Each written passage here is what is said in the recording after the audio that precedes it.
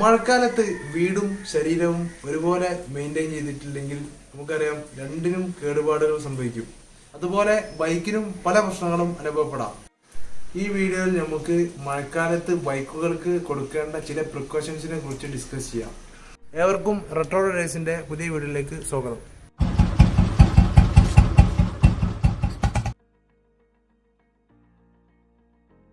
Basic ആയിട്ടുള്ളൊരു കാര്യമാണ് tyre. Rear ടയറും അതുപോലെ തന്നെ ഫ്രണ്ട് ടയറും ഒരുപോലെ തന്നെ ഗ്രിപ്പ് ഉണ്ടോ എന്ന് ചെക്ക് ചെയ്യണം. കാരണം മഴയത്ത് സ്ലിപ്പ് ആവാൻ കൂടുതൽ സാധ്യതയുള്ള ഏരിയ തന്നെയാണ് ടയറിൻ്റെ ഭാഗം. ഗ്രിപ്പ് ചെക്ക് ചെയ്യാൻ വേണ്ടി വേണമെങ്കിൽ നമുക്ക് ഒരു കോയിനോ അതോ അല്ലെങ്കിൽ എന്തെങ്കിലും സ്കെയിലോ കാര്യങ്ങളോ എടുത്തിട്ട് ഗ്രിപ്പ് ചെക്ക് ചെയ്യുക. എത്രത്തോളം ആഴമുണ്ട് നമ്മുടെ ടയറിൻ്റെ ഗ്രിപ്പ് എന്ന് നോക്കാം.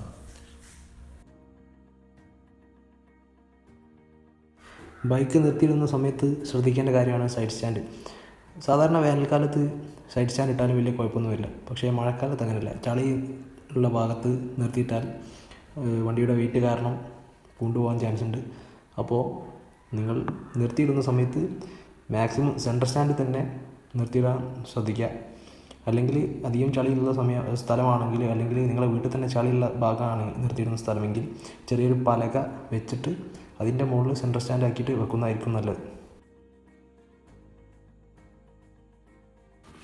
മഴക്കാലത്ത് വളരെയേറെ ഇമ്പോർട്ടൻ്റ് ആയ കാര്യം തന്നെയാണ് ചെയിൻ സ്പ്രോക്കറ്റ്. നമ്മൾ മഴത്ത് വണ്ടി ഓടിക്കുന്ന സമയത്ത് പെട്ടെന്ന് തന്നെ ചളി പറ്റിപ്പിടിക്കാൻ ചാൻസ് ഉണ്ട്.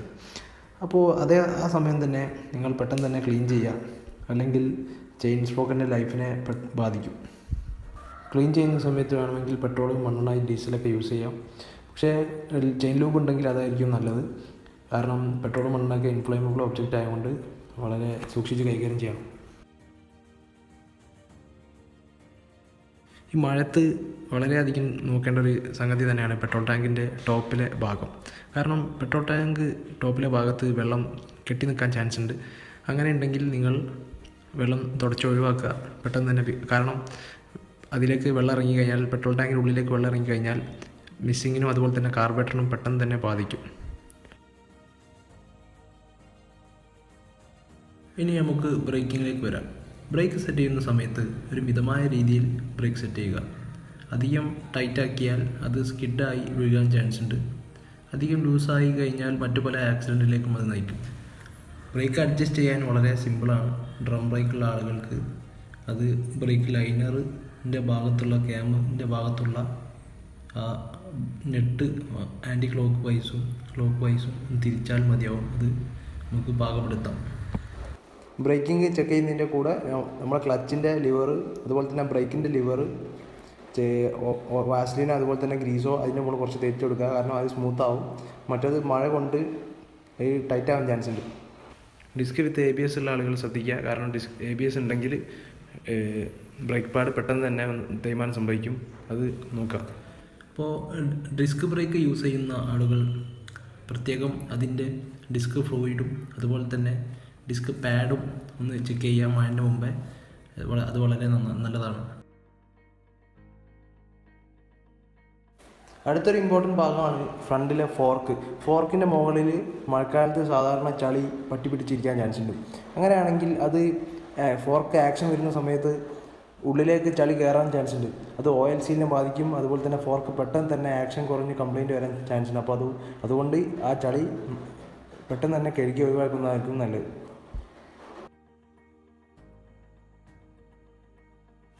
മൺസൂൺ വരുന്നതിന് മുമ്പ് തന്നെ ഏറ്റവും പെട്ടെന്ന് ചെയ്യേണ്ട ഒരു കാര്യമാണ് വണ്ടിക്ക് ജോയിൻറ്റുകളിൽ ഗ്രീസ് ഇടുക എന്നുള്ളത്.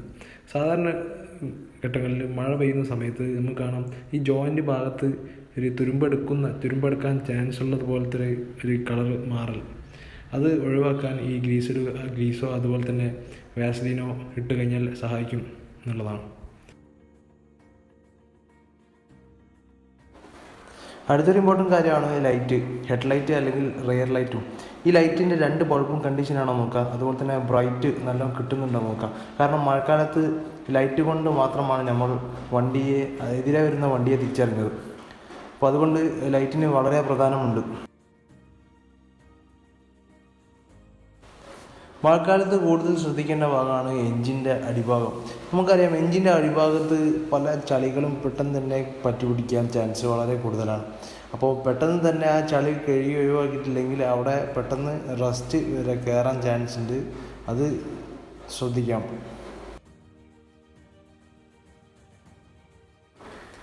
മഴക്കാലത്ത് മഴ കൊണ്ടു കഴിഞ്ഞാൽ ആക്സിലേറ്റർ കേബിളിന് ചിലപ്പോൾ അതിൻ്റെ പ്ലേ കുറയാൻ ചാൻസ് ഉണ്ട്, കുറച്ച് ടൈറ്റ് വരാൻ ചാൻസ് ഉണ്ട്. അത് നോർമലി പഴയ ബുള്ളറ്റിനാണ് അത് കാണപ്പെടുന്നത്.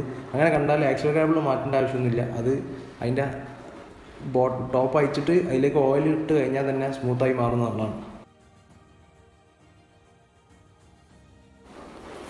ബൈക്ക് സൈഡ് സ്റ്റാൻഡിലാണെങ്കിൽ അതുപോലെ തന്നെ മഴയത്ത് നിർത്തിയിട്ട് കഴിഞ്ഞാൽ ഡയറക്റ്റ് പ്ലഗിലേക്ക് വെള്ളം ഇറങ്ങാൻ ചാൻസ് ഉണ്ട്. അങ്ങനെയാണെങ്കിൽ ബൈക്ക് സ്റ്റാർട്ടാവില്ല. അപ്പോൾ പ്ലഗ് അയച്ചിട്ട് ഒന്ന് ക്ലീൻ ചെയ്തിട്ട് ഇടുന്നതായിരിക്കും നല്ലത്.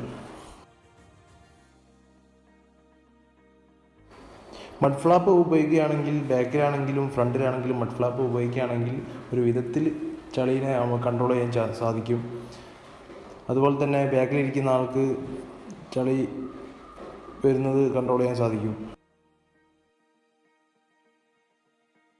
സാധാരണ ഘട്ടങ്ങളിൽ നമ്മൾ സീറ്റിൻ്റെ അടിയിൽ അല്ലെങ്കിൽ എയർ ഫിൽറ്ററിൻ്റെ ഉള്ളിലൊക്കെ ക്ലോത്തുകൾ വെക്കാൻ ചാൻസ് ഉണ്ട്. കാരണം അത് സീറ്റ് തുടയ്ക്കാൻ അതുപോലെ തന്നെ വണ്ടി തുടയ്ക്കാനൊക്കെ വേണ്ടിയിട്ട്. അങ്ങനെ മഴക്കാലത്ത് വെച്ച് കഴിഞ്ഞാൽ അതിലേക്ക് ആ ക്ലോത്തിലേക്ക് വെള്ളം തട്ടിക്കഴിഞ്ഞാൽ ആ ക്ലോത്തിലെ വെള്ളം നിന്നിട്ട് അത് ഡയറക്റ്റ് എയർ ഫിൽറ്ററിനോ അതുപോലെ തന്നെ വയറിങ്ങിനോ ബാധിക്കും. അതുകൊണ്ട് ആ ക്ലോത്തുകളൊക്കെ അടിയിൽ നിന്ന് റിമൂവ് ചെയ്താൽ നന്നായിരിക്കും. ഇപ്പോൾ മഴക്കാലത്ത് നമ്മുടെ ബൈക്ക് എങ്ങനെ മെയിൻറ്റെയിൻ ചെയ്യാന്നുള്ളതിന് ചെറിയൊരു ധാരണ നമുക്ക് കിട്ടിക്കാണും അല്ലേ. മഴക്കാലമാണ് നമ്മുടെ ബൈക്കിന് ഏറ്റവും കൂടുതൽ ശ്രദ്ധ കൊടുക്കേണ്ടത്. അതുപോലെ തന്നെ മഴക്കാലത്താണ് ഏറ്റവും കൂടുതൽ മെയിൻ്റെനൻസ് വരാൻ ചാൻസ് ഉള്ളത്. എല്ലാവരും റെഗുലറായിട്ട് തന്നെ ബൈക്ക് വാഷ് ചെയ്യാൻ നോക്കുക. മഴക്കാലത്ത് പിന്നെയും ചളിയാവുമെന്ന് വിചാരിച്ചിട്ട് നിങ്ങൾ ബൈക്ക് വാഷ് ചെയ്യാൻ നിൽക്കരുത്. അത് നിങ്ങളെ ബൈക്കിനെ കൂടുതലായിട്ട് എഫക്റ്റ് ചെയ്യും. അപ്പോൾ വീഡിയോ ഇഷ്ടപ്പെട്ടെന്ന് കരുതുന്നു. ഇഷ്ടപ്പെട്ടെങ്കിൽ നിങ്ങൾ ലൈക്ക് ചെയ്യുക, സബ്സ്ക്രൈബ് ചെയ്യുക, ബെല്ലൈക്കൺ കൂടിയിട്ട് അമർത്തുക.